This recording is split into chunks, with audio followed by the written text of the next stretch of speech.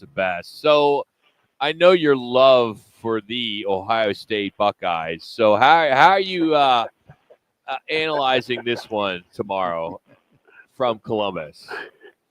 The Hoosiers are going to kick their butt. Chris Signetti's got so much confidence. He's got this team flying high and believing. They've all bought in. They're ready to go. And just think about this. The last time that this Indiana team beat the Buckeyes, 1988 and 1977, back-to-back years. They're getting back to that form to remember in the past, rekindling a little bit of the past. Just a couple of years ago, Michael Penix Jr. took them to almost a victory, just lost by 7 points in the shoe. So this team has that type of attitude. And let's not forget, Indiana's defense is pretty doggone good. They're number one in the rush defense in the nation.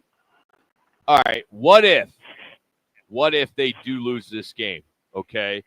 What will that mean, you think, to the folks that are making the decisions in the rankings?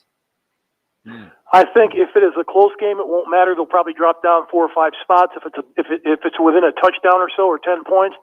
But remember, this team only lost 23-3 last year with a bad football team against Ohio State. So I think if they do lose this game, it all depends how bad they lose it. If they get blown out like 45-7 or something like that in that nature, I think the committee's going to have to take a long, hard look. And Ward Manuel, who basically is running the committee, is going to have to come out and tell us why they kept Indiana in or why they left Indiana out and give us a pretty good explanation of the reasoning for it and not just covering and saying, well, we put them in because they're a one-loss Big Ten team. Well, they've got the 103rd ranked schedule in the nation. What does that tell you? I think some Ohio State people will be upset if something because Manuel's a Michigan AD. So there could be a problem. Oh, by the way. So, all right, how about in our own backyard? BYU, ASU, homecoming, sellout. Dillingham is activating the Valley. This city is going nuts right now. How do you see this one playing out? I think this is going to be a lot closer than people think. You look at ASU off their 3-9 season last year. They're 8-2 this year. They just went on the road and beat a tough Kansas State team, taking the lead early and holding on. And they're getting feisty. They're getting better on defense. But I think the key is everybody looks at Cam Scatteraboo. And yeah, he's been phenomenal for 1,000 yards rushing and 11 TDs. But you got to look at quarterback Sam Levitt and the way that he's progressed this season. He's got 17 touchdowns, just 4 interceptions on the season, and he's getting better and better. And he's found his number one go-to guy in Jordan Tyson. And there's a wide receiver that's got 9 receiving touchdowns on the season, averaging almost 15 yards a catch. So if they can continue to keep that going and keep this BYU team on their heels, they've got a pretty good chance to win this game. But I'll tell you what, BYU, older players, they're going to come in here upset because they lost their last game. They had a 9-0 win streak going. This is a football team that's going to give their best, and it's going to be a hard-fought football team. And remember, a lot of people don't realize, you watch BYU, they've always been a little chippy. Get that last hit just before the whistle blows, go down the field and cut a guy, that's going to try to make a tackle, and, just chippiness around the pile, hitting guys look just one step just before the whistle blows a little bit late. And they've always been that type of team, so Arizona State's going to have to look out because BYU's going to come in here with an attitude. They're going to come in with an edge. And they're going to be upset they lost, they're going to be mad, and they're going to be, you know what, we're going to take it out on Arizona State. So it's going to be one of those games that, hey, guys, this is going to be a physical game and a fun game to watch. Well, Mark, you talk about taking it out on somebody. How important is it that you've seen in the past when we had just this 2 and then 4, our style points? You mentioned it. Take it out on somebody. Score the extra touchdown.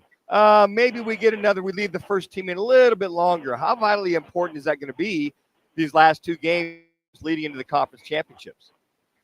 Well, it's going to mean a lot because the selection committee is going to look at that, and they're going to look at those style points, and they're going to be able to sit there in that committee, and they're going to be able to say, you know what, this team is kind of on the edge, right on that 2 and 3 loss team, but look what they did in this game. They're not going to go all the way back to the beginning of the season. They're going to look at what have you done for me lately. They're going to take everything into account, but they're going to ask, what have you done for me lately? And these last couple of weeks, it's going to mean a lot. And if you're playing an opponent that's not up to par, and you're supposed to beat that opponent by 3 or 4 touchdowns, you better get it done.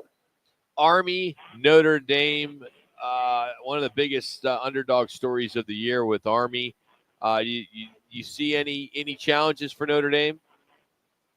Yeah, the cheer used to be, and the chant was, let's go Army, beat Navy. No, let's go Army, beat Notre Dame. You're playing in Yankee Stadium. You haven't beaten Notre Dame since 1958. You're one of the best running teams in the country, and you got to get it done. You got to find a way to get it done. I have nothing against Notre Dame. They're a fine football team, and I'll tell you what, they played excellent football after losing to Northern Illinois. They're piling the styling points on. They're running up the score against everybody. But I would just love to see Army score early and score often, because if they're getting behind in this football game, they're not a passing team, and they're going to get in a rut, and they're not going to be able to win this game. But if they can get ahead or they can keep it close, they can keep it in with a field goal, and they can continue to stay with their normal offense, they may have a chance to play keep away from the Irish offense and keep this close. Well, how often does a Notre Dame or anybody see beer option, wishbone? Just so many things coming at you. I mean, I think of Georgia Tech several years ago when Johnson was the head coach there, how efficient they were. But can Army be that efficient for an entire game and then Notre Dame not make those adjustments? It's going to be tough because when you look at it, you look at Notre Dame, you've got 5-star players, you've got 4-star players that are playing for Notre Dame. Army has 0. Army's got kids that are undersized, that are basically not like 325-pound defensive tackles or offensive tackles. They're not going to have those type of players.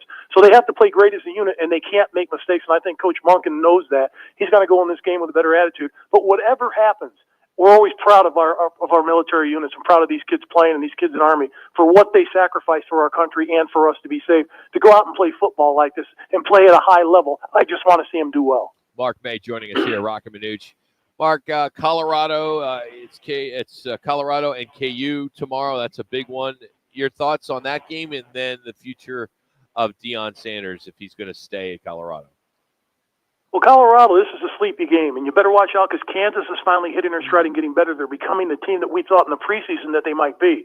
But Kansas is not playing home. They're playing in Kansas City, so it's virtually an on-site team, an off-site team, game. And the way that Colorado's playing, you've got the 2 best players in the country, Travis Hunter, and you've got Sanders at quarterback. And I'll tell you what, Shador's done a terrific job this year. He's going to be the first quarterback taken off the board. We all kind of know that at this point. But if they play up to their standards, and they've gotten better on defense, they've gotten better running the ball. You look at this Colorado offense, they've averaged over 100 yards rushing in the last 4 games. And they were terrible. They were absolutely horrendous at the beginning of the season doing that. So they're playing much better football offensively and defensively. They've got guys, Warren Sapp, I think, has been a great addition to their coaching staff with their defensive line. They played extremely well up front. I think they win this game at Kansas. I know it's only like a 2.5 or 3-point number. I think Colorado wins this game by at least a touchdown or more. And for Deion and his future, I don't know. Everybody's talking about he and Shador going to the same team and stuff like that. I don't think that works out. If you've got the head coach and his son as the quarterback and the starting quarterback, what happens in a locker room when you've got those 25, 28, 30-year-old grown men with families and the quarterback's not playing well? So it's going to be tough for Deion to face that. But just going to the NFL, I think the circus is in Dallas. I think Mike McCarthy, he doesn't have a contract next season. It's wide open in Dallas. Deion played there. I think it's a great move for Deion, but Deion wants to stay in college from what he said. He's got one of the number 1 or number 2 quarterbacks coming in the next recruiting class. So it's going to be tough for him to leave Colorado because he's done well at Jackson State. He's done extremely well at Colorado.